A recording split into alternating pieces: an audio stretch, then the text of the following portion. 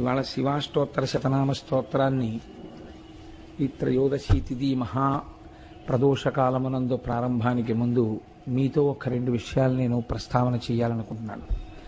దీన్ని ప్రస్తావించిన తరువాత మనం శివనామములను చదువుదాం. ఇప్పుడు మనం జరపబోయేటటువంటి సుబ్రహ్మణ్యేశ్వర స్వామి ఉత్సవాలకి స్వరూపానందేంద్ర సరస్వతి స్వామివారి యొక్క నాయకత్వం ఎలా లభించిందో సభాముఖంగా చెప్పడం కుదరకపోయినా దాన్ని అనుభవించినటువంటి వ్యక్తులు 3 ఉన్నాం. ఒకరు నేను, 2వ వారు మా దొరగారు, 3వ వారు గోపాలకృష్ణ గారు. మా 3కి తెలుసది మా జీవితంలో అత్యంత పదిలంగా దాచుకోవలసిన అనుభవం. అయితే ఇవాళ నేను శంకరవాణిలో ఒక విషయం చదివాను. స్వరూపానందేంద్ర సరస్వతి స్వామివారు తమ ఉత్తరపీఠాధిపతితో పరివారంతో కలిసి సుబ్రహ్మణ్య క్షేత్రాలన్నిటినీ దర్శనం చేయడానికి వెళ్ళారట. తమిళనాడులో రామేశ్వరం కూడా వెళ్ళారు, మధుర, ఇవన్నీ. వెళ్ళినప్పుడు 31వ తారీఖు రాత్రి వారు పళని వెళ్ళారు, ప్రదోష కాలంలో సుబ్రహ్మణ్యుణ్ణి చూద్దామని. కానీ పాదం పెట్టడానికి వీలు లేనంత మంది జనంతో నిండిపోయిందిట, కొండ కింద కొండ మీద కూడా. ఎలా పెడతాం అసలు కొండ మీదకి అని వారు నిలబడిపోయినటువంటి సమయంలో ఎవరో ఒక అపరిచిత వ్యక్తి వచ్చి మాట్లాడడానికి కూడా అవకాశం ఇవ్వకుండా, నన్ను పోలీస్ ఆఫీసర్స్ పంపించారు, మీరు శారదా పీఠాధిపతులు కదా, మీరు మీ పరివారం మీ ఉత్తర పీఠాధిపతి ఈ స్పెషల్ ట్రైన్ ఎక్కండి కొండ మీదకి తీసుకెళ్ళాట. అందరినీ ఆపేసి స్వామివారిని లోపలికి తీసుకెళ్లి దర్శనం అయిపోయిన తర్వాత ఇంకా వ్యక్తి కనపడలేదు. నేను నమ్మిన సుబ్రహ్మణ్యుడు నాకు ఈ దర్శనం చేయించాడు అని ఒక పీఠాధిపతి ఆ శంకరవాణిలో రాసుకున్నారు. అది నేను ఇవాళ ఆనందం ఆగక కారు దిగ్గానే గోపాలకృష్ణ గారిని కారులో కూర్చోపెట్టి ఆ పుస్తకం ఇచ్చి, గోపాలకృష్ణ గారు మీరు ఆ ఫొటోస్ అది ఓసారి చదవండి అని రెడ్డింగ్తో అండర్లైన్ చేసి ఇచ్చాను. అది ఒకటి. అటువంటి మహానుభావుడు, అటువంటి సుబ్రహ్మణ్యానుగ్రహాన్ని పొందినటువంటి వ్యక్తి రేపు మనం చేయబోయేటటువంటి సుబ్రహ్మణ్యేశ్వర స్వామివారి ఉత్సవాలకి ఆధ్వర్యం వహించడం మనకి చాలా ఆనందదాయకమైన విషయం. 2వ విశేషం ఏమిటంటే, మీరు చదివి ఉంటారు, మొన్నటి రోజునే మనం రామేశ్వరం గురించి మాట్లాడుకున్నాం. ఈ మధ్య కాలంలోనే ప్రభుత్వం ఒక నిర్ణయం తీసుకుందట, ఆ సేతువుని బద్దలగొట్టేద్దామని. సేతువుని బద్దలగొట్టేస్తాము అంటే ఇదే స్వరూపానందేంద్ర సరస్వతి స్వామి వారు రామేశ్వరంలో ఆ సేతువు జోలికి వెళ్ళరాదు అని అన్నారట. అది కూడా నేను ఇవాళే చదివాను. ఒక క్రేన్, చాలా పెద్ద క్రేన్, మొన్న ఈనాడు పేపర్లో వచ్చింది, నాకు దత్తాత్రేయ స్వామి వారు కూడా చూపించారు. ఆ క్రేన్ వచ్చి ఆ వారధి దగ్గరికి వెళ్ళి పలక ఎత్తబోతే పలకని క్రేన్ ఎత్తడం కాదట, క్రేన్ విరిగి సముద్రంలో పడిపోయింది. పడిపోతే శాస్త్రవేత్తలు ఇవాళ ముక్కున వేలేసుకుని ఆశ్చర్యపోతున్నారట. ఇది అసలు శాస్త్రవేత్తల ఊహకందనటువంటి విషయం. ఇన్నిటినీ ఎత్తినటువంటి ఈ క్రేన్ను ఆ వారధినికి తగిలి ఎలా విరిగిపోయి సముద్రంలో పడిపోయింది అని. ఇప్పుడు ఆ సముద్రంలో పడిపోయిన క్రేన్ ఎత్తడానికి వాళ్ళకి సెంటిమెంట్ అడ్డొచ్చిందేమో, హనుమాన్ అన్న క్రేన్ని విశాఖపట్నం నుంచి తీసుకెళ్తున్నారు. ఇది ఈనాడు పేపర్లో వచ్చింది.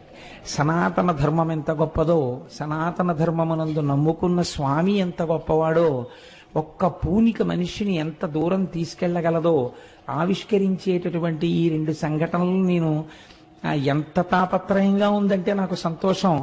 ఇది నేను ముందు చెప్పేయకపోతే నాకు కడుపు కాస్త ప్రశాంతపడేటట్టు లేదు.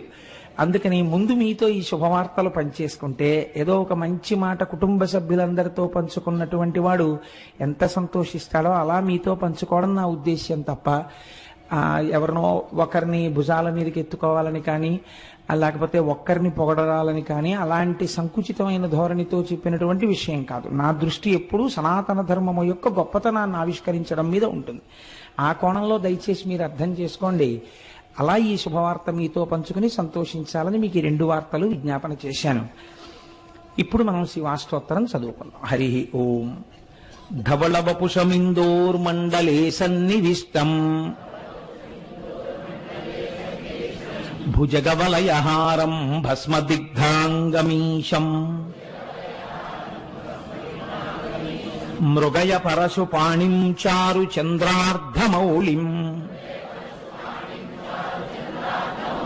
హృదయ కమల మధ్యే సంతతం చింతయామి. శివో మహేశ్వర శంభో పినాకీ శశిశేఖర వామదేవో విరూపాక్ష కపర్దీ నీలలోహిత శంకర శూలపాణిశ్చ ఖట్వాంగీ విష్ణువల్లభ సిపి విష్ణోంబికానాథ శ్రీకంఠో భక్తవత్సలః భవః సర్వస్త్రిలోకేశ శితికంఠః శివాప్రియః ఉగ్రః కపాలీ కామారీ అంధకాసురసూధనః గంగాధరో లలాటాక్ష కాలకాల కృపానిధిః. సత్యవాణి గారు చదువుతున్నారా? భీమ పరసుహస్తశ్చ మృగపాణిర్జటాధరః కైలాసవాసీ కవచీ కఠోరస్త్రిపురాంతకః వృషాంకో వృషభారూఢో భస్మోద్ధూళిత విగ్రహః సామప్రియః సర్వమయస్త్రయీమూర్తిరనీశ్వరః సర్వజ్ఞ పరమాత్మా చ సోమసూర్యాగ్నిలోచనః హవిర్యజ్ఞమయః సోమః పంచవక్త్రః సదాశివః విశ్వేశ్వరో వీరభద్రో గణనాథ ప్రజాపతిః హిరణ్యరేతా దుర్ధర్షో గిరిశో గిరీశో నఖః భుజంగభూషణో భర్గో గిరిధన్వీ గిరిప్రియః కృత్తివాసాః పురారాతిర్భగవాన్ ప్రమదాధిపః మృత్యుంజయః సూక్ష్మతనుర్జగద్వ్యాపీ జగద్గురుః వ్యోమకేశో మహాసేన జనకశ్చారు విక్రమః రుద్రో భూతపతిస్థానుర్రహిర్భూద్న్యో దిగంబరః అష్టమూర్తిరనీకాత్మా సాత్విక శుద్ధ విగ్రహః శాశ్వత ఖండ పరశుః అజపాశ విమోచకః మృఢ పశుపతిర్దేవో మహాదేవో వ్యయో హరిః పూషదంతభిదవ్యగ్రో దక్షాత్తర హరోహరః భగనేత్రభిదవ్యక్తః సహస్రాక్షః సహస్రపాత్ అపవర్గ ప్రదోనంతస్తారక పరమేశ్వరః ఏవం శ్రీశంభుదేవస్య నామ్నామ స్తోత్తరం శతం. శ్రీశివాష్టోత్తరశతనామ స్తోత్రం సమాప్తం. హరి ఓం. ఈనాడు మీకు అరుణాచలం గురించి నేను కొన్ని మాటలు విజ్ఞాపన చేస్తాను అని చెప్పి ఉన్నాను. మనకి అష్టమూర్తి తత్వము అని శివతత్వంలో ఒక మాట చెప్తారు.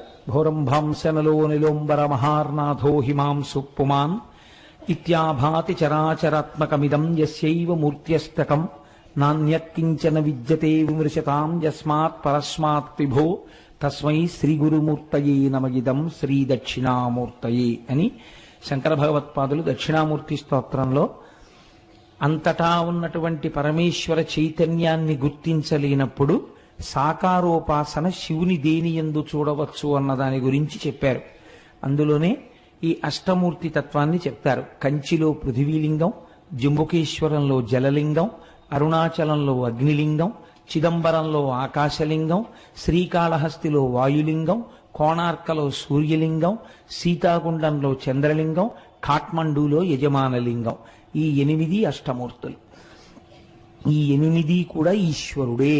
కాబట్టి నీ కంటితో చూసి ఉపాసన చెయ్యడానికి యోగ్యమైనటువంటి పరమశివ స్వరూపములు. ఇందులో మీకు కంచిలో ఉండేటటువంటి పృథివీలింగం మీకు తెలుసు. ఆ పృథివీలింగం కాంచీపురంలో ఉంది. కాంచీపురంలో ఒక గొప్ప విచిత్రం ఉందండి. కంచిలో 1000 పైచిలకు శివాలయాలు ఉన్నాయి. కానీ కంచి నగరం ఎక్కడ వరకు ఉందో ఆ పరిధిలో ఎక్కడ అమ్మవారు ఉండదు శివాలయంలో. అన్ని శివాలయాలకి కలిపి ఒక్కటే శక్తి కేంద్రం కామాక్షి అమ్మవారి దేవాలయం. ఆఖరికి మసీదులకు సంబంధించినటువంటి ఊరేగింపులు కూడా కంచిలో చిత్రం ఏమిటంటే అమ్మవారి గుడికే ప్రదక్షిణం చేస్తాయి. అన్ని దేవాలయాలకు సంబంధించిన ప్రదక్షిణలు అమ్మవారి గుడిని ప్రదక్షిణంగా పెడతాయి. అంత పవిత్రమైనటువంటి క్షేత్రం కంచి. అసలు ఆ మాటకొస్తే దక్షిణ భారతదేశంలో ఉన్న ఏకైక మోక్షపురి కంచి. ఎందుకంటే అయోధ్య, మధుర, మాయా, కాశీ, కాంచి, అవంతిక, పురి, ద్వారవతి చైవ సప్తైతే మోక్షదాయక. అందులో దక్షిణ భారతదేశంలో ఉన్నది కంచి ఒక్కటే. అక్కడ ఉన్నది పృథివీలింగం. అందుకే మల్లె నూనెతో అభిషేకం, అక్కడ నీటితో చెయ్యరు. రెండవది జంబుకేశ్వరంలో జలలింగం. ఆ శివలింగం దగ్గర జంబుకేశ్వరంలో ఎప్పుడూ నీళ్లు ఊరుతుంటాయి, కానీ ఆ నీటిని ఎవరి మీద ప్రోక్షించడం కానీ అది చెయ్యరు. కాబట్టి నీరు శివుడే అని చెప్పడానికి జలలింగమై ఉన్నాడు. మూడవది చిదంబరంలో ఆకాశలింగం. నేను తరచూ దీని గురించి మీకు చెప్తుంటాను. చిదంబరంలో ఉండేటటువంటి స్వామిని సాకారుడిగా చూడాలంటే కనకసభ అంటారు దాన్ని. అక్కడ నటరాజస్వామిగా చూడాలి. ఒకచో ఒక గమ్మత్తైన విషయం చెప్తారు. నటరాజస్వామి వారికి కాళికాదేవికి పోటీ జరిగింది. ఇద్దరిలో ఎవరు ఎక్కువ తాండవము చేయగలరు అంటే, స్త్రీ చేస్తే తాండవము అనరు, లాస్యము అంటారు. ఎవరు చేయగలరు దీన్ని? నాకు తెలిసినంత వరకు విశాఖపట్నంలో సంపత్ కుమార్ బృందం అని ఒకటి ఉండేది. మహానుభావుడు ఆంధ్రజాలరీ చేస్తుండేవారు ఆయన. నేను ఆ రోజుల్లో విశాఖపట్నంలో ఉద్యోగం చేసేవాడిని. ఇంటికి వచ్చేస్తూ సాంబమూర్తి కళామందిరంలో కూర్చుంటే నిజంగా ఆయన ఆ జాలరీ వేషంలో ఆ పడవ ఆ సముద్రంలో తెడ్డు వేస్తూ వెడుతున్న దృశ్యాన్ని చేసేవారు. అద్భుతం. మహానుభావుడు ఉమా సంపత్ అని ఆయన భార్య గారు ఉండేవారు. వాళ్ళిద్దరూ ఇది చేస్తుండేవారు. ఈ తాండవము, లాస్యము ప్రదోష వేళలో నిజంగా కైలాస పర్వతం మీద ఉన్నట్టుండేది. అది చేసినప్పుడు శంకరుడు ఎలా నర్తిస్తే కాళిక అలా నర్తించింది. అసలు ఇద్దరిలో ఎవరు నటరాజని పిలవాలి అన్న విషయం తేలలేదు. ఈ స్థితికి వెళ్ళిపోయిన స్థితిలో శంకరుడు ఏం చేశాడంటే, ఇంకా అక్కడే పళ్ళెంలో ఉన్న కుంకుమనందు తన బొటనవేలిని ముంచి ఎత్తి కాళికాదేవి యొక్క లలాటమునందు బొట్టు పెట్టాడు అని ఒకచో నేను చదివిన విషయం మీకు ప్రస్తావన చేస్తున్నాను. కానీ స్త్రీ పురుషుడి ముందు అంత పైకి కాలెత్తి లలాటమును తాకదు కనుక సిగ్గుపడి కాళికాదేవి నిలబడిపోయింది. ఇప్పుడు నటరాజమూర్తిగా శంకరుడికి అభిషేకం చేశారు.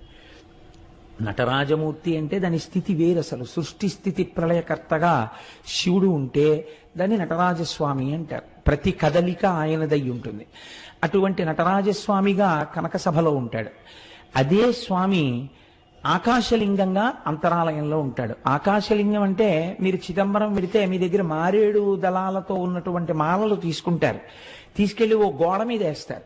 వేస్తే పాపం కొంచెం తెలియని వాళ్ళు ఏం చేస్తారంటే, శివలింగం ఎక్కడండి, శివలింగం ఎక్కడండి అని ఇలా ఇలా చూస్తూ ఉంటారు. చూస్తుంటే ఆఖరికి వాళ్ళు ఇంకా పదండి అయిపోయింది పూజ అంటారు. అయిపోయింది పూజ అంటే అసలు శివలింగమే కనపడలేదు. ఇంత దూరం వచ్చిన వాళ్ళు బెంగెట్టుకుని అసలు శివలింగం ఏదండి అంటారు. అంటే వాళ్ళు ఇదే శివలింగం అని గోడ చూపిస్తారు. ఇదేమిటి, ఇది శివలింగం ఏమిటి అనుకుని వెళ్ళిపోతే అక్కడ ఉన్న వాళ్ళు అంటారు, అర్థం కాకపోతే అది చిదంబర రహస్యం అండి అంటే. చిదంబర రహస్యం అంటే ఏమిటంటే, ఆకాశము అంటే అంతటా వ్యాప్తి చెందినది. అంతటా ఉన్న శివుణ్ణి ఎక్కడున్నాడని మళ్ళీ ప్రత్యేకం మీరు చూపిస్తారు. అందుకని అక్కడ ఏం ఉండదు, గోడ ఉంటుంది, దానికే పూజ అంతే. అంతటా ఉన్నాడు, అది లోపల తెలుసుకుని పూజ చేయడం. కాబట్టి చిదంబరం ఆకాశలింగం, శ్రీకాళహస్తి వాయులింగం మీకు తెలుసు. అక్కడ 2 జ్యోతులు వెలుగుతుంటాయి ఎప్పుడు. మనకి సైన్స్ లో ఏమిటంటే ఆక్సిజన్ లేకపోతే దీపం నిధనం అయిపోతుంది అని. అందుకని విదేశీయులకి ఎంతసేపు కూడా మనకి ఉన్నటువంటి ఆరాధనా విధానాన్ని వాళ్ళు హేతువుని చూడడానికి ప్రయత్నించేవారు. కాబట్టి విదేశీ పరిపాలనలో ఏం చేశారంటే, శ్రీకాళహస్తిలోకి గాలి రాకుండా దేవాలయాన్ని మూసేశారు. ఆక్సిజన్ అయిపోతుంది కదా, అప్పుడు ఈ దీపాలు ఏమవుతాయో చూద్దామని. ఎన్ని రోజులైనా ఆ దీపాలు అలా వెలుగుతూనే ఉన్నాయి. గాలిలో ఆక్సిజన్ అయిపోయినట్టుగా అక్కడ ఉన్నటువంటి పరికరములు చూపిస్తున్నాయి, కానీ దీపాలు మాత్రం వెలుగుతున్నాయి. ఏ గాలి లేకపోయినా రెండు దీపాలు గాలి కొట్టుకుంటున్నట్టు ఇలా కొట్టుకుంటుంటాయి ఇప్పటికీ. అలా వాయురూపుడైనటువంటి పరమాత్మ శివుడే అని చూపించడం కోసమే శ్రీకాళహస్తిలో వాయులింగం. అందుకే ప్రాణము ఉన్నది, ప్రాణము పోయినది అంటే భవతి, వీడున్నాడు అనడానికి ఏమిటి గుర్తు? ఊపిరి. ఆ ఊపిరి ఆగిపోయింది అనుకోండి, శవం వెళ్ళిపోయినాడు, అమంగళ స్వరూపం అయిపోయింది అంటున్నాం. అందుకే శ్రీకాళహస్తిలో శివలింగం పశ్చిమాన్ని తిరుగుతుంది. అక్కడ పశ్చిమాన్ని తిరిగితే గుర్తు ఏమిటంటే పశ్చిమం సూర్యాస్తమయం. శ్రీకాళహస్తి వెళ్ళి నమస్కారం చేసినటువంటి వాడికి ఆఖరి ఊపిరి నడుస్తుండగా ఈశ్వరుడే ఆ ఊపిరిని భగవత్ సంబంధమైన నామముగా మార్చి, వీడు చిట్ట చివరి ఊపిరిలో ఈశ్వరనామం చెప్పాడు కాబట్టి వీడిని నా పాదాల దగ్గర పెట్టుకుంటున్నానని తాను తీసుకుంటాడు. కాబట్టి పశ్చిమానికి తిరిగి శ్రీకాళహస్తిలో ఉంటాడు. అంతర్లీనముగా అది మనకి జరిగే ప్రయోజనం, అది వాయులింగం. కాబట్టి కంచియందు పృథివీలింగం, జంబుకేశ్వరంలో జలలింగం, చిదంబరంలో ఆకాశలింగం, శ్రీకాళహస్తిలో వాయులింగం. పంచభూత లింగాలుగా చూడండి. పోనందాక తిరువణ్ణామలై అంటే అరుణాచలానికి వస్తే అగ్నిలింగం. ఇప్పుడు మీరు ఒక్క విషయాన్ని గమనించండి. పృథివీలింగం అంటే మీకు తెలుస్తోంది పృథివీ, జలలింగం అంటే తెలుస్తోంది నీరు, ఆకాశలింగం అంటే తెలుస్తోంది ఏమీ లేకుండా అంతటా పరమాత్మ ఉన్న స్థితి. అలాగే మీకు వాయులింగం తెలుస్తోంది దీపముల కదలిక చేత. అప్పుడు అగ్నిలింగం అన్న దగ్గర ఏది ఉండాలి? అగ్నిహోత్రం ఉండాలి కదండి.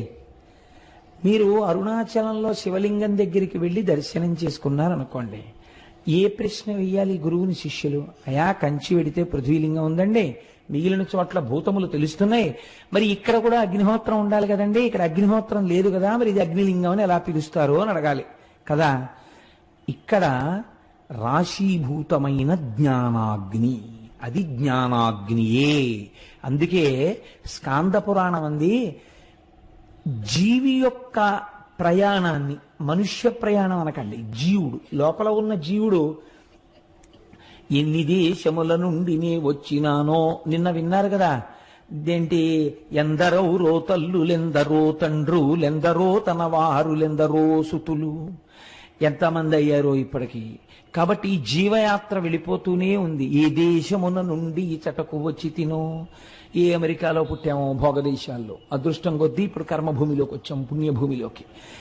ఎక్కడి నుంచి ఇక్కడికి వచ్చాను, మళ్ళీ ఇచట నుండి నే పోదు ఏ దేశమునకు, మళ్ళీ ఎక్కడికి పోతాము. కాబట్టి జీవకోటి యాత్రలో ఒక అడ్డంగా గీత పెడతారట. ఏమా గీత అంటే అరుణాచల ప్రవేశమునకు పూర్వము, అరుణాచల ప్రవేశము తదనంతరము. అరుణాచలేశ్వరుడి దర్శనం పెట్టరు, మీరు జాగ్రత్తగా గుర్తుపెట్టుకోండి. అరుణాచల ప్రవేశమునకు పూర్వము, అసలు అరుణాచలంలోకి ప్రవేశించాడా ఇది చూస్తారు. రెండవది అరుణాచల ప్రవేశమునకు తరువాత, అరుణాచలంలో ఒకసారి ప్రవేశిస్తే ఆ జీవి యొక్క జీవితం ఇంకొకలా ఉంటుంది, అక్కడి నుంచి గీత కొట్టి ఇంకోలా చూస్తారు. కాబట్టి అందరూ అరుణాచలంలోకి ప్రవేశించలేరు, ఇది ఒక సిద్ధాంతం ఉంది. అయితే నాకు దీని గురించి కించిత్ అనుమానం ఉండేది. ఇది ఎప్పుడో ఉంటుంది కదా, ఇప్పుడు రైళ్లు వచ్చేసాయి, బస్సులు వచ్చేసాయి, అనేకం వచ్చేసాయి, ఇప్పుడు కూడా అలా ప్రతిబంధకాలు ఉంటాయా అని నాకు అనుమానం ఉండేది. నేను మొట్టమొదటిసారి అరుణాచలం వెళ్ళినప్పుడు, ఈ సభలో ఎవరైనా ఉన్నారో లేరో నాతో వచ్చిన వాళ్ళు, శంకరం గారు ఉన్నారేంటే మీరు సాక్ష్యం అయితే, నాకు ఈ అనుమానం ఉండేది. చిత్రం ఏంటంటే, మేము చెన్నై నుంచి అరుణాచలం వెడుతుంటే వ్యాన్ బరస్ట్ అయిపోయింది. బరస్ట్ అయిపోతే దిగిపోయి కూర్చున్నాం. వాడు వెళ్ళి టైర్లు తెచ్చి మళ్ళీ టైర్లు మార్చాడు. మళ్ళీ కొంచెం దూరం వెళ్ళింది, మళ్ళీ బరస్ట్ అయిపోయింది. చీకటి పడిపోతోంది, రోడ్డు మీద నిలబడిపోయాం. మేము అరుణాచలంలోకి ప్రవేశించలేదు. అప్పుడు నాకు అర్థమైంది, ఎన్నున్నా అరుణాచల ప్రవేశానికి ఈశ్వర అనుగ్రహమే కారణం కావాలి అని. అప్పుడు రోడ్డు మీద కూర్చుని భగవన్నామాలు చేశాం. చేసిన తర్వాత చిత్రం ఏంటంటే ఇంకా ఆకుండా వ్యాన్లు అరుణాచలం వెళ్ళిపోయి. కాబట్టి అప్పటికీ ఇప్పటికీ అది సత్యమే. ఈశ్వరుడు మాకు వెంటనే వచ్చిన అనుమానాన్ని నివృత్తి చేసేసాడు. కాబట్టి అరుణాచలం అంత పరమపావనమైనటువంటి క్షేత్రం. అయితే ఏమంటే అది కేవలము జ్ఞానాగ్నియేనా? మరి పంచభూతములలో అగ్నికి అప్పుడు ఇంకొక లింగం ఉండాలి కదా అని మీకు అనిపించవచ్చు. చాలా మంది పెద్దలు ఏం చెప్తారంటే ఇది సత్యమే. అరుణాచలంలో ఉన్నటువంటి శివలింగమునకు కొంచెం దగ్గరగా కూర్చుంటే అంతరాలయంలో మీకు ఉక్క పోసేసి చెమటలు పట్టేసి ఏదో కొంచెం వేడితోటి సతమతం అయిపోతున్నట్టుగా అనిపిస్తుంది. అది చాలా తీవ్రమైన అగ్ని అనుకోండి, మీరు తట్టుకోలేరు సెగ. అందుకని ఈశ్వరుడు అగ్నిహోత్రము తానే అని అలా నిరూపిస్తూ ఉంటాడు. అటువంటి పరమపావనమైనటువంటి క్షేత్రము ఆ తిరువణ్ణామలైలో ఉన్నటువంటి అరుణాచలేశ్వరుడు. అయితే ఈ అరుణాచలం గురించి ప్రత్యేకముగా నేను ప్రస్తావన చేస్తాను ఇవాళ. రేపు భగవాన్ రమణుల గురించి ప్రస్తావన చేస్తాను అనడం వెనకాతల ఒక ఆర్తి ఉంది. ఎందుకు నేను దాని గురించి ప్రత్యేకం ప్రస్తావన చేస్తాను అని అనవలసి వచ్చిందంటే, మనకి ఒకానొకప్పుడు శంకరుణ్ణి దేవతలు మనుష్యులు అందరూ ప్రార్థన చేస్తే ఆయన ఇచ్చినటువంటి వరములుగా 4 చెప్తారు.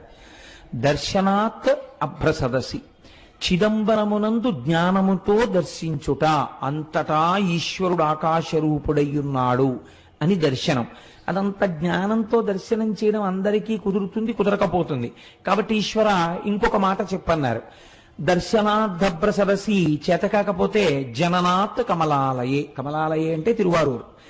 నువ్వు కమలాలయంలో పుడితే నీకు మోక్షం ఇస్తానన్నాడు స్వామి. చాలా బాగుంది కానండి, పుట్టడం మా చేతిలో ఉందా? ఎక్కడ పుడతాము? కాబట్టి అమ్మ కడుపులో ఉన్న నాకు అమ్మ ఎక్కడుందో ఏం తెలుసు, ఎలా పుడతాను? ఇంకొక మాట చెప్పండి అంటే ఆయన అన్నాడు, పోనీ పుట్టడం నీ చేతిలో లేదు, వృద్ధాప్యం వరకు వచ్చేసిన తర్వాత ఇంకా నా జీవనయాత్ర పూర్తయిపోతోందని నీకు తెలిసిపోతుంటుందిగా, బాధ్యత అయిపోయిందిగా, కాశీ వెళ్ళిపో. వెళ్ళిపోతే ఏం చేస్తాను? జననాత్ కమలాలయే కాశ్యాంతో మరణాన్ముక్తి. కాశీలో ప్రాణం వదిలిపెట్టేస్తే మోక్షం ఇచ్చేస్తాను. ఎలా ఇస్తాడో మొన్న మీరు విన్నారు కదా విశ్వేశ్వరలింగంలో, కాశ్యాంతు మరణాన్ముక్తి అంటే వాళ్ళన్నారు, ఈశ్వర ఏమో ఈ లోపల వచ్చేస్తే, లేదా మేము కాశీలో ఉండగా మోక్షం వచ్చేటట్టుగా కాశీకి వెళ్ళేంతగా కుటుంబాల్ని వదిలి వెళ్ళగలిగినంత దృఢచిత్తము కలియుగంలో మాకు ఎలా ఉంటుంది? ఈ అనుబంధాలతో వేసారిపోతూ. కాబట్టి అలా వెడతామని నమ్మకం లేదు. ఇంకొక మాట చెప్పండి అంటే స్వామి అన్నారు, ఇంకా ఇంతకన్నా సులభం ఉండదు. ఒక్క మాట చెప్తాను, చెయ్యగలరా? స్మరణాత్ అరుణాచలే, పైకి అనక్కర్లేదు. అరుణాచల శివ, అరుణాచల శివ, అరుణాచల శివ, అరుణ శివ అని మీరు అనక్కర్లేదు. స్మరణాత్, స్మరణము మనస్సుకు సంబంధించినది. మీరిక్కడ అరుణాచల శివుడు అని ఒకసారి తలుచుకుంటే చాలు, పాపరాశి ధ్వంసం చేస్తాను. పోనీ అలా తలుచుకోగలవా? ఇది కూడా కుదరదన్నారు అనుకోండి, ఇంకా నేను మిమ్మల్ని ఉద్ధరించలేనని ఈశ్వరుడితో అనిపించుకోకూడదు కదా, అందుకని తప్పకుండా అన్నారు. స్మరణాత్ అరుణాచలే, కేవలము స్మరించినంత మాత్రం చేత పాపరాశిని ధ్వంసము చేయగలిగినటువంటి క్షేత్రము అరుణాచల క్షేత్రము. ఇక్కడ ఒక గమ్మత్తుంది. మీకు భారతదేశం మొత్తం మీద ఎక్కడా లేనటువంటి రీతిలో అరుణాచలంలో పరమశివుడు 3గా కనపడుతూ ఉంటాడు అని పురాణం చెప్తుంది. 3గా. ఇందులో అరుణాచలం వెళ్ళిన వాళ్ళు చాలా మంది ఉన్నారని నేను అనుకుంటున్నాను. నాకు తెలియడం కోసం, సంతోషించడం కోసం, అరుణాచలం వెళ్ళిన వాళ్ళు ఎంతమంది ఉన్నారో ఒక్కసారి చెయ్యెత్తండి సభలో. ఓ చాలా మంది ఉన్నారండి వెళ్ళవలసిన వాళ్ళు. చాలా సంతోషం. ఈ మాట ఎప్పుడైనా ఈశ్వరుడు మనందరినీ కలిపి తీసుకెళ్ళుగాక అని సంకల్పం చేద్దాం. స్మరణాత్ అరుణాచలి. ఆ అరుణాచలం, దాని గురించి శాస్త్రం ఒక మాట చెప్తుంది. అరుణాచల క్షేత్రమునందు శివుడు 3గా కనపడుతూ ఉంటాడు. అరుణాచలంలో ఒక పెద్ద పర్వతం ఉంది, దాని పేరే అరుణాచలము. అంటే అచలము అని కదండి, అచలం అంటే కొండ. ఒక పెద్ద కొండ ఉంది, దానికి ప్రదక్షిణం చేయాలంటే 14 కిలోమీటర్లు నడవాల్సి ఉంటుంది. ఆ కొండ శివుడే, కొండయే శివుడు అక్కడ. అందుకే మీరు చూస్తే ఒక చిత్రమైన బోర్డులు కనపడుతుంటాయి, absorbed into the lotus feet of Arunachala అని ఉంటాయి. రమణాశ్రమంలో అక్కడే ప్రాణాలు విడిచిపెట్టేసిన వాళ్ళని సమాధులు చేస్తే అక్కడ బోర్డులు పెడతారు, వీళ్ళ పేరు ఇది, absorbed into the lotus feet of Arunachala అంటారు. అరుణాచల పాదములు అని పిలుస్తారు ఆ కొండ కింద ఉన్నటువంటి భాగాన్ని. ఆ కొండకి ప్రదక్షిణం చేస్తారు. ఈ కొండకి ప్రదక్షిణం చేస్తే అక్కడ మీరు నమ్మండి నమ్మపోండి, నాకు పరమ విశ్వాసముతో కూడుకున్న విషయం, ఎన్ని కోట్ల జన్మల పాపములో అక్కడ దగ్ధమవుతాయని. భగవాన్ రమణుల్ని ఎవరైనా చూడ్డానికి వెడితే అరుణాచలంలో ఆయన మొదట ఒక ప్రశ్న వేసేవారు, గిరి ప్రదక్షిణం చేశారా అని అడిగేవారు. వాళ్ళు మళ్ళీ ఓ గంట పోయాక కనపడేవారు, భగవాన్ మీరు చెప్పినట్టుగా గిరి ప్రదక్షిణానికి వెళ్ళొచ్చాం అనేవారు. ఎలా వెళ్ళారు అంటే ఆటోలో వెళ్ళామండి అనేవారు. ఏదో వయస్సు అయిపోతే వాళ్ళని నేను తప్పు పట్టట్లేదు. అయితే ప్రదక్షిణ పుణ్యం ఆటోదా మీదా అని అడుగుతుండేవారు ఆయన. కాబట్టి ఆ గిరి ప్రదక్షిణం అనేటటువంటిది మనం ప్రయత్నపూర్వకంగా చెయ్యాలి. అక్కడ చిత్రం ఏంటంటే, మీరు ప్రదక్షిణం ప్రారంభం చెయ్యగానే సాధారణంగా రమణాశ్రమం దగ్గర నమస్కారం చేసి కొంచెం 4 అడుగులు వెయ్యగానే ఒక వినాయకుడి గుడి ఉంటుంది. అక్కడ నమస్కారం చేసి అరుణాచలానికి ప్రదక్షిణానికి బయలుదేరుతారు. బయలుదేరినప్పుడు మొట్టమొదట దక్షిణ దిక్కున కనపడేటటువంటి లింగం యమలింగం. దక్షిణ దిక్కున మరి యమధర్మరాజు కదండి, అందుకని యమప్రసాదాత్ ఆయుర్వర్ధనమశ్నుతే అని చెప్తాం మనం ఆశీర్వచనంలో. దక్షిణ దిక్కున ఉన్నటువంటి యమధర్మరాజు గారి యొక్క అనుగ్రహము చేత నీకు ఆయువు వృద్ధి యగుగాక. మీరు ఒక్కటి గుర్తుపెట్టుకోండి, అరుణాచలానికి అరుణ పర్వతానికి మీరు ఎన్ని మాటలు ప్రదక్షిణం చేసినా ఒక్క పర్వతానికి ప్రదక్షిణము చేయరాదు. అరుణాచలం పర్వతం చుట్టూ ఉన్న అన్ని ఆలయములను దర్శనము చేస్తూనే ప్రదక్షిణం చెయ్యాలి తప్ప వాటిని విడిచిపెట్టి ప్రదక్షిణం చెయ్యకూడదు. అలా ఎందుకు చెయ్యకూడదో నేను ఈ మధ్య ఉపన్యాసంలో ఒక రోజున చెప్పాను, చర్విత చరణంగా మళ్ళీ చెప్పవలసిన అవసరం లేదు. అయితే ఈ దక్షిణ దిక్కున ఉన్నటువంటి యమలింగానికి అరుణాచలంలో ఒక ప్రత్యేకత ఉన్నది అంటారు. ఏమా ప్రత్యేకత అంటే, ఎముకలు విరిగిపోయినటువంటి వాళ్ళు, ఎముకలు అరిగి బాధపడుతున్న వాళ్ళు అరుణాచలంలో యమలింగ దర్శనం చేస్తే ఆ ఎముకలు చాలా తొందరగా అంటుకుంటాయి. చాలా మందికి అలా జరిగాయి సంఘటనలు. మీరు దానికి సంబంధించినటువంటి విషయాల్ని పరిశీలన చేస్తే ఎన్ని సంఘటనలు, ఎన్ని సందర్భాలు ఉంటాయో ఎన్నని పురాణ ప్రవచనంలో తీసుకురాగలం. ఎంతమందికో అలా అంటుకున్న ఎముకలు. కాబట్టి యమలింగమునకు అటువంటి శక్తి ఉన్నది. అరుణాచలంలో మీరు ప్రదక్షిణం చేస్తున్నప్పుడు నైరుతి దిక్కుకి వెళ్ళేటప్పటికి నైరుతి లింగము అని ఒక లింగం ఉంటుంది. ఆ నైరుతి లింగము మీరు వెళ్ళినప్పుడు కొంచెం జాగ్రత్తగా చూడండి, అది రోడ్డు మీదకి కనపడదు, కాస్త లోపలకు ఉంటుంది. మీరు 4 అడుగులు వేసి లోపలికి వెళ్ళాలి. వెడితే ఆ నైరుతి లింగం గురించి పెద్దలు ఏం చెప్తారంటే, మనస్సు చాలా తొందరగా నిలకడని పొందగలిగినటువంటి పరమశక్తివంతమైన ప్రదేశము నైరుతి లింగము అని చెప్తారు.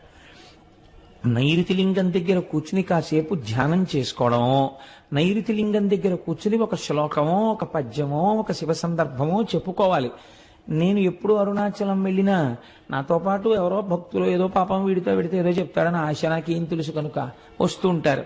వస్తే తప్పకుండా నైరుతి లింగం దగ్గర కూర్చుని ఏదో ఒకటి చెప్పి బయలుదేరుతుంటాం. మొన్న వెళ్ళినప్పుడు కూడా మేము అలాగే చేసాం ప్రదక్షిణం.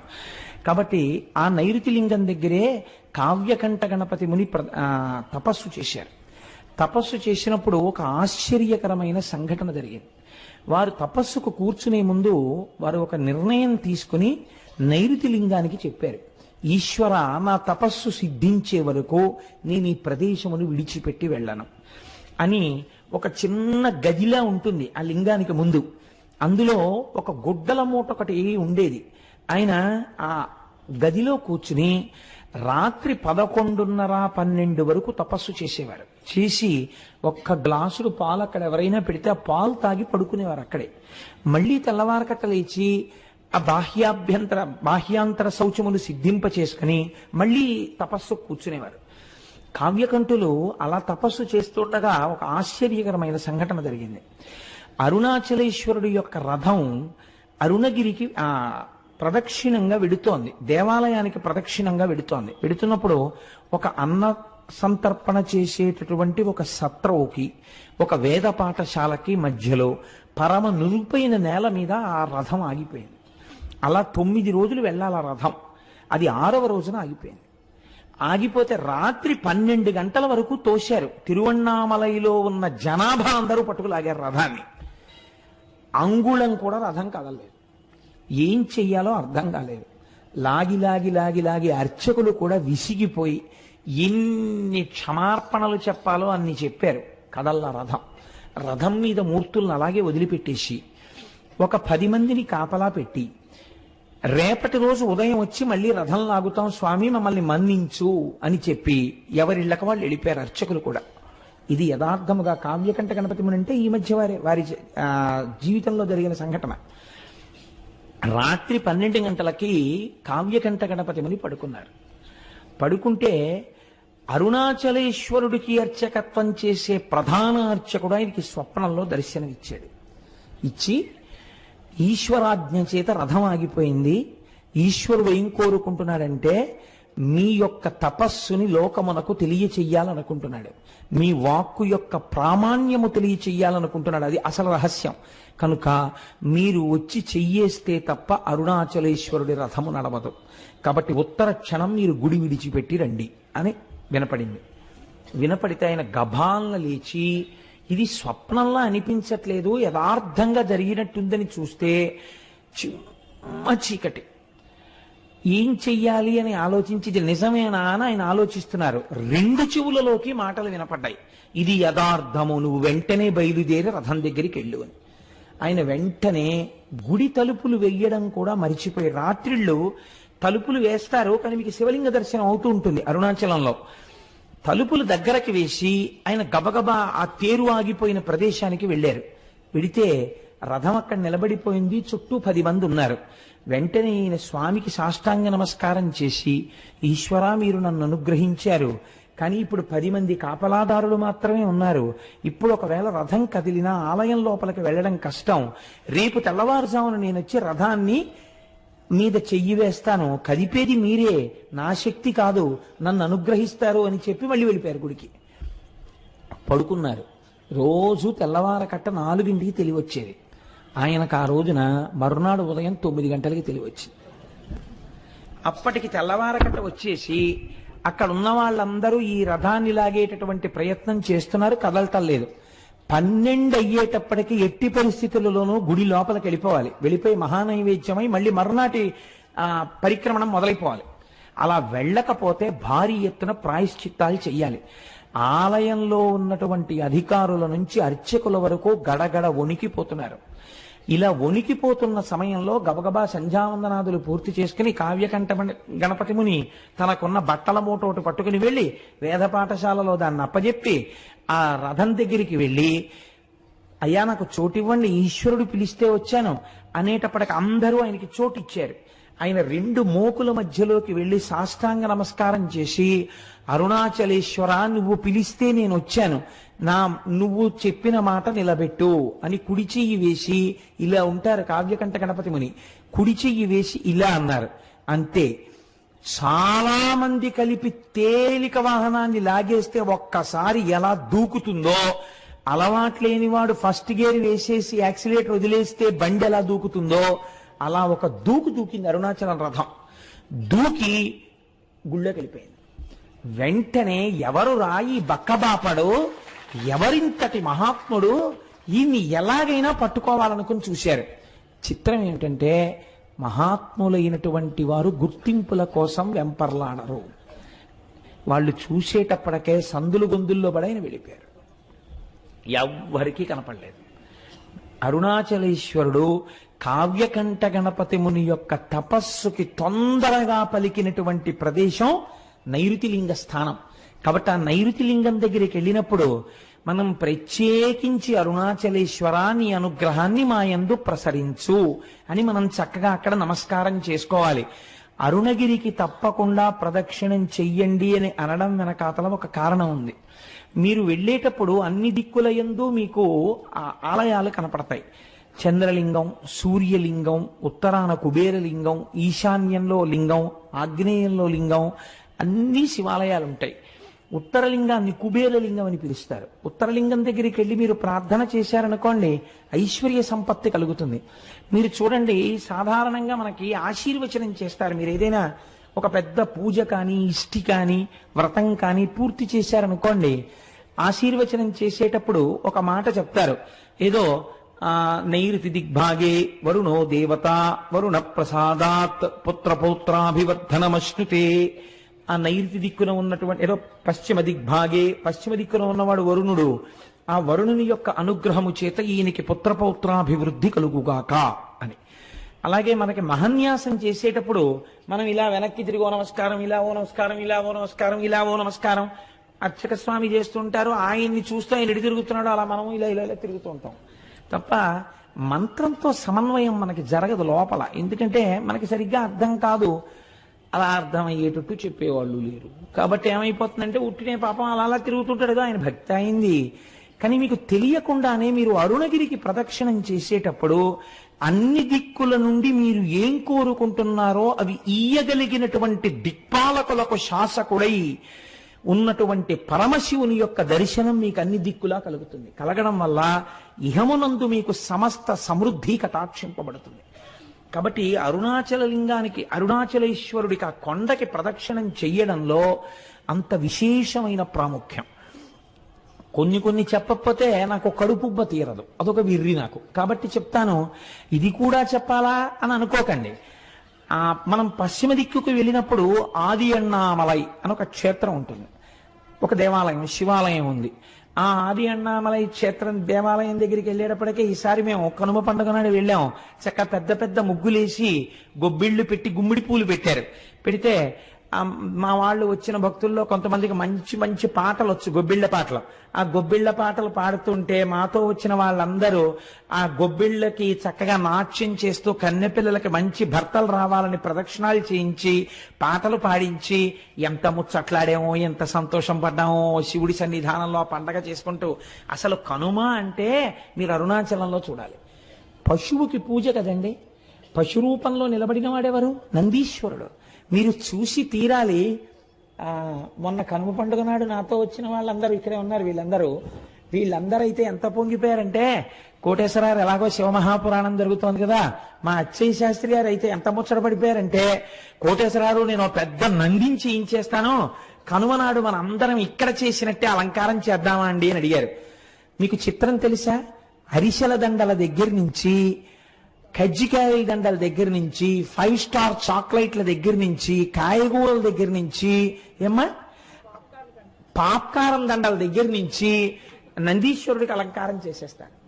చక్కగా శీకాకాయ రసంతో ఆయనకి అభిషేకం చేసి రుద్రంతో కడిగి తెల్లవారకట నుంచి ఉంటే అవి కూడా చూడొచ్చు. చక్కగా స్వామికి అభిషేకం చేసి తైలమర్దనం చేసి అలంకారం చేస్తారు. చూసి తీరాలి. ఏమో ఈశ్వరుడు అనుగ్రహిస్తే సర్వసమర్థులైన వాళ్ళు గోపాలకృష్ణ గారు, దొరగారు, ఇలాంటి వాళ్ళు అందరూ ఉన్నారు కాబట్టి ఇక్కడ నానాజీ గారును నందికేశ్వర చరిత్ర చెప్పినప్పుడు నందీశ్వరుణ్ణి అలా అలంకరించే ప్రయత్నం చేద్దాం ఒకసారి. మేము ఒక్కళ్ళని అనుభవించడమే, మీరు కూడా అలా నందీశ్వరుణ్ణి ఎలా అలంకారం చేస్తారో చూద్దురు గాని. అక్కడ చూడగానే ఆ రోజున నాతో పాటు ఉన్న వాళ్ళందరూ రిజర్వ్ చేసేసుకున్నారు. జంతికల దండలు మావంటే, చెగోడీల దండలు మావంటే, కజ్జికాయల దండలు మావంటే వాళ్ళు చూశారు కాబట్టి వాళ్ళు అవన్నీ రిజర్వ్ చేసుకున్నారు కూడా. కాబట్టి అన్నమాట ఉత్తినేందుకు పోవాలి, వాళ్ళ అలంకారం కూడా చేస్తారు. నందికేశ్వర చరిత్ర చెప్పిన రోజున వీలైతే బసవయ్యని మనం ఇక్కడ అలా అలంకారం చేసి ప్రదక్షిణం చేసి నమస్కరిద్దాం. కనుక ఏమిటో ఎటు నుంచి ఎటుపోతుందో ప్రసంగం. నైరుతి దిక్కున ఉన్నటువంటి ఆ స్వామి యొక్క దర్శనము కావ్యకంఠ గణపతి మునికంతటి కటాక్షాన్ని అనుగ్రహించింది. ఆ అరుణాచలేశ్వరుడికి చేసినటువంటి ప్రదక్షిణం మనకి ఇహమునందే కాదు, పరమనందు సుఖాన్ని, మోక్షమును కూడా ఇవ్వగలదు. ఎందుకు ప్రదక్షిణం చెయ్యాలి? కేవలం కాళ్ళతో నడిస్తే పాపం పోతుందా? అలా ఎలా పోతుందని అడిగేవారు. అడిగితే భగవాన్ రమణులు ఒక మాట చెప్తుండేవారు. వారు చెప్పినది సాధికారికం కదా. ప్రదక్షిణం అనగా అనగా సమస్త పాపరాశిని ధ్వంసము చేయుట. నేను అరుణగిరికి ప్రదక్షిణానికి బయలుదేరుతున్నాను అని మీరు అన్నారనుకోండి, అని స్నానం చేసి ప్రదక్షిణ ప్రారంభం చేస్తూ నమస్కారం చేసుకుంటున్నప్పుడు ఏమంటారు? ఈశ్వర, ఈ ప్రదక్షిణం ఏ విఘ్నం లేకుండా నా ఒంటి యందు శక్తి నిలబడి నేను చక్కగా చేసుకునేటట్టు అనుగ్రహించు అని మీరు మొదటి అడుగు తీసి ఇలా వెయ్యగానేట అంత పెద్ద స్థూల రూపుడైన పరమశివుడికి ప్రదక్షిణానికి మీరు ప్రయత్నపూర్వకంగా ఒక అడుగు పెట్టారు కనుక అడుగు ఇలా తీసి వెయ్యగానే పాపరాశిని ధ్వంసం చేసేస్తాట. పాపరాశిని ధ్వంసం చేసి ఈ అడుగు ఇలా వేసినప్పుడు వెనక అడుగు స్థిరంగా ఉంటుంది కదండి. మళ్ళీ రెండో కాలు ఇలా పైకి లేవగానే ఎవరు శివుడని నమ్మి మొదలు పెట్టారో వాళ్ళు ఏది జీవితంలో జరగాలని కోరుకుంటున్నారో దాన్ని ఇచ్చేస్తట. కాబట్టి పాపరాశి ధ్వంసమగుట, కోర్కె తీరుట.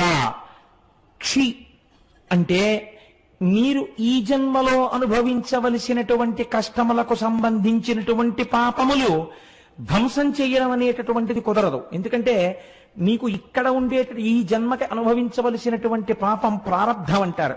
దాన్ని విడిచిపెట్టేసినటువంటి బాణంతో సమానం. కాబట్టి మీకు ఇప్పటికి ఏర్పడిపోయి ఉన్నటువంటి ఆగామి ఫలితం ఏదుందో దాన్నంతటినీ ధ్వంసం చేసి రాబో జన్మలకి కూడా ఏర్పడవలసినటువంటిది ఈ జన్మలో బ్రహ్మగారి రాత చేత ఏర్పడబోతున్న దాన్ని కూడా ధ్వంసం చేస్తారట. అంటే ఇంకా అలా చేయడం వల్ల అరుణగిరికి ప్రదక్షిణం చేసినటువంటి వాడికి పాపము పుణ్యము ఉండదు కనుక వాడు మోక్షమునకు అధికారి అగుచున్నాడు. కాబట్టి అరుణగిరికి ప్రదక్షిణం చెయ్యడం అనేటటువంటిది అంత పరమపావనమైన విషయమని, తప్పకుండా గిరి ప్రదక్షిణం చెయ్యాలని మనకి మహానుభావుడైనటువంటి భగవాన్ రమణులు నిర్దేశించిన విషయం, స్కాంద పురాణం నిర్దేశించినటువంటి విషయం. ఇది చిత్రం ఒకటి ఉంది. అరుణాచలంలో 3 యోజనముల దూరము వరకు ఏ విధమైనటువంటి దీక్షకి సంబంధించిన నియమములు లేవు. మీకు శ్రద్ధ అని ఒక వాక్యం ఉంటుంది పురాణంలో. పురాణమే కాదు, మీరు శృతి యందు కూడా శ్రద్ధ అని ఒక మాట వాడతారు. శ్రద్ధ అంటే ఏమిటో తెలుసా అండి? నీకు ఇక్కడ నీవు ఇలా ఉండవచ్చు అన్నప్పుడు నమ్మి మీరు అలా ఉండాలి అని శాస్త్రం అంటుంది. మీరు ఇలా ఉండు అని చెప్పినప్పుడు నేను అలా ఉండను అని మీరు అన్నారనుకోండి, మీ అంతా మీరుగా కొన్ని సిద్ధాంతాలని తీశారనుకోండి, అది ఆ క్షేత్రము యొక్క ప్రమాణమును అవమానించుట, చెయ్యకూడదు. అందుకే రమణులంతటి వారు అమ్మగారు నేను ఇక్కడ ఉల్లిపాయలు తిన్నంటే ఈవిడ ఉల్లిపాయ తింటే ఈవిడ మోక్షానికి అడ్డొస్తుందిట అనేవారు. 3 యోజనముల దూరంలో అక్కడ ఏ విధమైనటువంటి దీక్షా నియమములు లేవు. ఇది ఎంతవరకు నిరూపణమైందో తెలుసా అండి? భగవాన్ రమణులు ఒక తెల్లటి గోచి మాత్రమే పెట్టుకునేవారు. వారు గోచి పెట్టుకుని స్కందాశ్రమంలో ఉండగా ఒకానొకప్పుడు శృంగేరి పీఠం నుంచి కొంతమంది పండితులు వచ్చారు. వచ్చి, అయ్యా మీరు ఆ వివాహం లేదు, మీకు సంసారం లేదు, మీరు సన్యాసి యొక్క జీవితాన్నే గడుపుతున్నారు, కాబట్టి మీరు కనీసంలో కనీసం పోనీ కాషాయాంబరములను ధరించకపోయినా పెట్టుకున్నటువంటి గోచి తెల్లది కాకుండా కాషాయం రంగు గోచి పెట్టుకుంటే బాగుంటుంది. అందుకే జ్ఞానముతో నిండినటువంటి వారు కాబట్టే సన్యాసి శరీరాన్ని విడిచిపెడితే ఇక దహనం చేయరు. అది జ్ఞానాగ్నితో కూడిన శరీరం కాబట్టి భూస్థాపితం చేస్తారు. కాబట్టి ఇప్పుడు మీరు కాషాయముతో ఉన్న గోచి పెట్టుకోండి అని అడిగారు. అడిగితే భగవాన్ నవ్వి అన్నారు, అలా కాదు, ఈ అరుణాచలం కొండకి 3 యోజనముల వరకు ఏ దీక్షకు సంబంధించిన నియమము లేదు, కాబట్టి తెల్లటి గోచి పెట్టుకున్నా దోషం లేదు అన్నారు. అంటే వాళ్ళు అన్నారు, మీరు అలా కాదు, కొంచెం ఆలోచించండి, మీరు నడుపుతున్న జీవితానికి తెల్లటి గోచి పెట్టుకోవడం అంత బాగులేదు, కాషాయం గోచి పెట్టుకుంటే బాగుంటుంది అని వారు భోజనానికి కిందకి దిగి వెళ్ళిపోయారు. ఎక్కడ నుంచి వచ్చాడో ఒక పరమ వృద్ధుడు ఒక ఆయన ఒక పుస్తకాల మూట మోసుకొచ్చాడు, రమణుల దగ్గర పెట్టాడు. నేను ఇప్పుడే స్నానం చేసి వస్తాను, ఈ పుస్తకాల మూట చూస్తుండు అని చెప్పి వెళ్ళిపోయాడు. శృంగగిరి నుంచి వచ్చినటువంటి పండితులు కిందకి వెళ్లి స్నానం చేసి భోజనం చేసి మళ్ళీ కొండ మీదకి వచ్చారు రమణుల దగ్గరికి. వచ్చేటప్పటికి పుస్తకాల మూట అక్కడుంది, పైనున్న పుస్తకం ఎగురుతోంది. ఎగురుతున్న పేజీ దగ్గర ఏమిటి పుస్తకాలు అని వాళ్ళు ఇలా పేజీ మీద చెయ్యి వేసి చూశారు. చూస్తే దాని అనువాద పద్యాన్ని మీకు నేను వినిపిస్తున్నాను. అందులో ఉంది, యోజనంబులు 3 నిచట వాసమొలరించు వారగు వరనరులకు ఉండకున్నను దీక్షాదులొకటి అయిన ఆశరహిత మత్సాయుజ్య ప్రాప్తి సిద్ధ ఈశుడగు నాయాజ్ఞచే నెలమిమీరా. ఇది ఈశ్వరాజ్ఞ. ఇక్కడ దీక్షా నియమములు ఏమీ లేవు. ఇక్కడ కొండకి 3 యోజనముల పరిధిలో ఎటువంటి దీక్షలో లేకపోయినా ఈ కొండ యొక్క అగ్ని ప్రసరణము చేత వారు మోక్షమునకు అధికారులగుచున్నారు. కాబట్టి వాళ్ళది చూసి తెల్లబోయి, ఇప్పటికిప్పుడు ఈ పుస్తకం ఎక్కడి నుంచి వచ్చిందంటే రమణులు అన్నారు, ఏమో ఎవరో వృద్ధులు తెచ్చి అక్కడ పెట్టారు, వారు మీలాగే స్నానం చేసి వస్తానని వెళ్ళారన్నారు. ఆ వృద్ధుడు తిరిగి రాలేదు. కానీ ఈ పద్యాన్ని చూసినటువంటి పెద్దలు మాత్రం రమణులు తెల్లటి గోచి పెట్టుకోవడం వెనకాతల పరమసత్యం ఉంది అని తిరిగి వెళ్ళిపోయారు. అలా నిరూపించినటువంటిది, ఆ అరుణగిరికి ఉన్నటువంటి గొప్పతనాన్ని నిరూపించిన సంఘటన అక్కడ జరిగింది. మీరు అరుణాచల క్షేత్రంలో స్వామి దర్శనానికి వెడితే సాధారణంగా తూర్పు గోపురంలోంచి ప్రవేశిస్తాం. తూర్పు గోపురాన్ని శ్రీకృష్ణదేవరాయలు నిర్మాణం చేశారు. మనకి ఎక్కడికి వెళ్ళండి శ్రీకృష్ణదేవరాయల యొక్క ప్రమేయం లేనటువంటి క్షేత్రం ఉండదు. మీరు తెలిసి కాని తెలియక కాని వెడితే, మనకి నేను మొన్న గుంటూరు ప్రసంగాలకు వెళ్ళినప్పుడు వారు నన్ను ఒక క్షేత్రానికి తీసుకెళ్లారు. అది గుడికి అన్ని మూలలా సుబ్రహ్మణ్యుడు ఉన్నాడు. నేను చాలా ఆశ్చర్యపోయాను. కృష్ణదేవరాయల వారు అక్కడికి వచ్చి పూజ చేసి వెళ్ళిన తరువాత ఆయనకి కొడుకు పుట్టాడు, భార్య గర్భిణి అయింది అని తెలిసి ఆయన క్షేత్రానికి గోపురాలు అవి కట్టారు. అలాగే ఆ మహానుభావుడు ఆయన తూర్పున గోపురాన్ని కట్టారు. దక్షిణ భారతదేశంలో ఉన్నటువంటి అన్ని దేవాలయాల గోపురాల కన్నా తలెత్తి చూసే గోపురాల్లో అదొకటి అని పెద్దలు చెప్తారు. అంత పెద్ద గోపురం కనపడుతుంటుంది. మీకు ఉత్తర దిక్కున ఒక గోపురం ఉంది. ఆ గోపురంలోకి ఒక్కసారైనా వెళ్ళి బయటికి రావాలి. ఉత్తర గోపురంలోకి అంటే సమయం లేక వెళ్ళలేకపోతే అది వేరే విషయం అనుకోండి. ఎప్పుడైనా ఉత్తర గోపురంలోకి ఎందుకు వెళ్ళి బయటికి వస్తారంటే, అమ్మణ్ణి అమ్మన్న ఒక ఆవిడ ఉండేది అరుణాచలంలో. ఆవిడ సంకల్పం చేసింది ఒక రోజున. ఉత్తర దిక్కున అంత పెద్ద గోపురం ఉండేది కాదు అప్పటికి.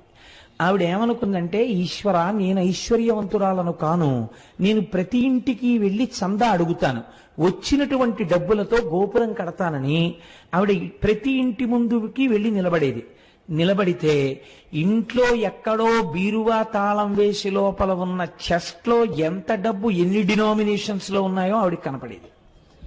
ఆవిడ ఇంటి ముందు నిలబడి, ఉత్తర గోపురం కడదామనుకుంటున్నాను, మీ ఇంట్లో 12,346 రూపాయల 62 పైసలు ఉందిగా బీరువాలో, ఇన్ని 100 కాగితాలు ఉన్నాయిగా, ఇన్ని 50 కాగితాలు ఉన్నాయిగా, గుడి కట్టడానికి చందా ఇయ్యి అనేది. ఇంట్లోకి వెళ్ళి డబ్బులు ఎక్కడితే అంతా ఉండేది. ఇంట్లో ఎక్కడ దాచినా ఆవిడ చెప్పేది. అందుకని ఆవిడ వచ్చేటప్పటికే పట్టుకెళ్ళి చందా ఇచ్చేసేవాడు. అలా ఆ అమ్మణ్యమ్మన్ సంపాదించినటువంటి చందాల రూపంలో వచ్చినటువంటి సొమ్ముతో ఆవిడ పెద్ద గోపురం కట్టింది. ఆ గోపురాన్ని అమ్మణ్యమ్మన్ గోపురం అని పిలుస్తారు ఇప్పటికీ. మీకు బహుశా ఇలా ఎక్కడా ఉండదు, ఒక్క అరుణాచలంలో మాత్రం ఆ గోపురం ఉంటుంది. అది అమ్మవారి అనుగ్రహంతో అటువంటి స్థితి కలిగింది కాబట్టి తప్పకుండా ఉత్తర గోపురంలోంచి ఒకసారి బయటికి వెళ్ళి లోపలికి వస్తూ ఉంటారు.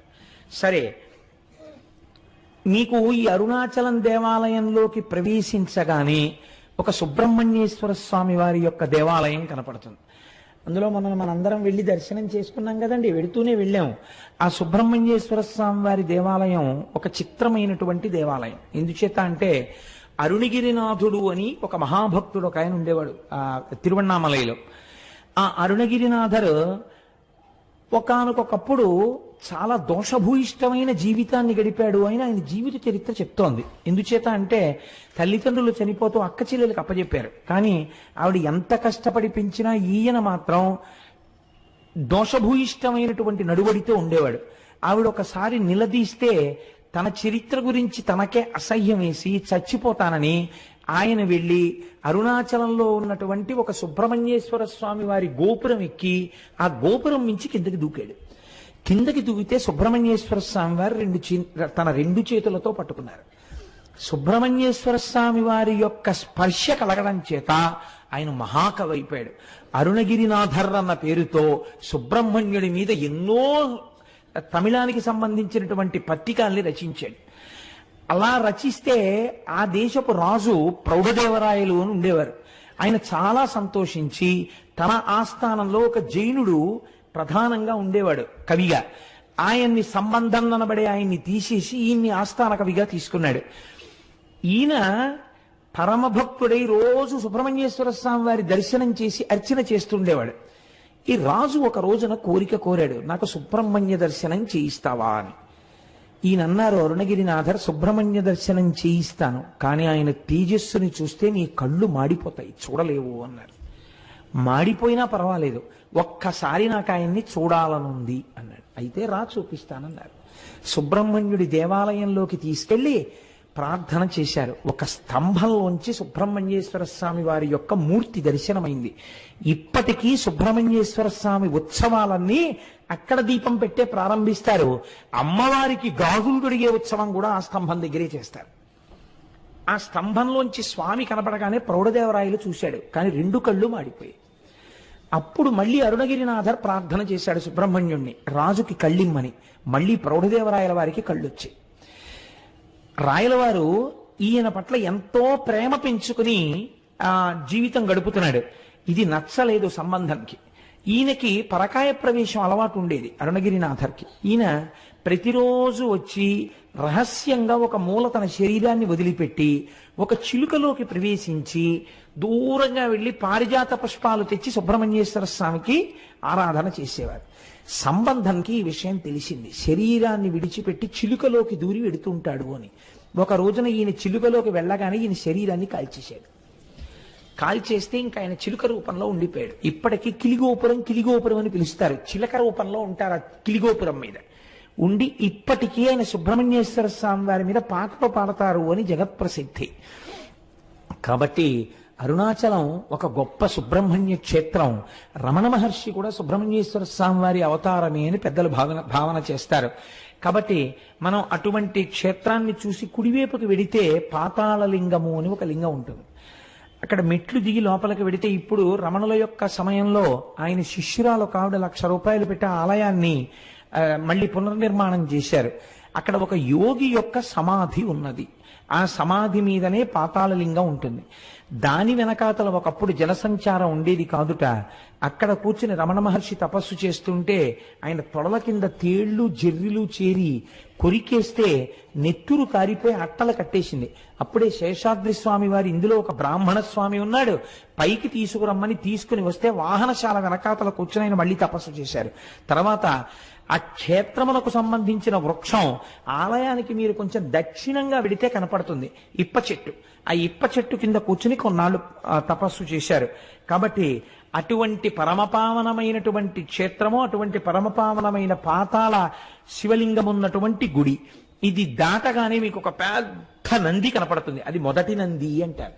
ఆ నందిని చూసే మనం అందరం మొదటే పరవశించిపోయింది. ఆ మొదటి నందిని దాటి మీరు ప్రాకారంలోకి వెళ్ళినట్టయితే ఎదురుకుండా అరుణాచలేశ్వరుడు యొక్క దేవాలయం కనపడుతుంది. 3వ ప్రాకారం దాటగానే అరుణాచలేశ్వరుడు యొక్క శివలింగము చాలా పెద్ద శివలింగముగానే ఉంటుంది. చిత్రం ఏమిటంటే, రమణులకు చాలా భక్తులైనటువంటి వారు కొంతమంది అరుణాచలేశ్వర దర్శనం చేసుకోవడానికి గుళ్ళోకి వెళ్ళినప్పుడు శివలింగము యొక్క స్థానములో గొంతుకు కూర్చున్నటువంటి రమణుల యొక్క దర్శనమైంది చాలా మందికి. ఆయనకి అభేదమైనటువంటి స్థితిని చేరుకున్నారు. కాబట్టి అటువంటి అరుణగిరీశ్వరుడు, అయ్యవారికి ఇటువే పక్కన అపీత కుచాంబ అన్న పేరుతో పార్వతీదేవి ఉంటుంది. సుబ్రహ్మణ్యేశ్వర స్వామి వారికి పాలివ్వడం కూడా మానేసి ఒకానొకనాడు కైలాస పర్వతం మీద కూర్చున్నటువంటి పరమశివుడి యొక్క కందులు వెనక నుంచొచ్చి పరిహాసానికి మూసిన కారణం చేత లోకమంతా చీకటి అలుముకుంటే, ఎదరా రాక్షస సంహారం అవన్నీ వస్తాయి, అప్పుడు దాని వివరాలు పూర్తిగా విందురు గాని, లోకమంతా చీకటి అలుముకుంటే తద్దోష పరిహారార్థమని అమ్మవారు తపస్సు చేసి పచ్చయ్యమ్మన్న పేరుతో ఆ అరుణగిరియందు వెలసి ఈశాన్యలింగానికి వెళ్ళేటప్పుడు బస్ స్టాండ్కి వచ్చే 2వ వైపు రోడ్లోకి వస్తున్నప్పుడు పచ్చయ్యమ్మన్ గుడి కనబడుతుంది. అక్కడ అమ్మవారు లక్ష్మీదేవితో, సరస్వతీదేవితో, ఇంద్రాణితో, ఇతరులతో కలిసి ప్రదక్షిణం చేస్తున్నప్పుడు పశ్చిమ దిక్కుకి వచ్చేసరికి పరమశివుడు తన వామార్ధ భాగములోనికి అమ్మవారిని సుబ్రహ్మణ్యుడికి పాలివ్వడం కూడా మాని నా కోసమని వచ్చిన దానివి కాబట్టి నిన్ను అపిత కుచాంబ అని పిలుస్తున్నాను అని ఆ పేరుతో అమ్మవారిని తన శరీరార్థ భాగమునందు స్వీకరించాడు.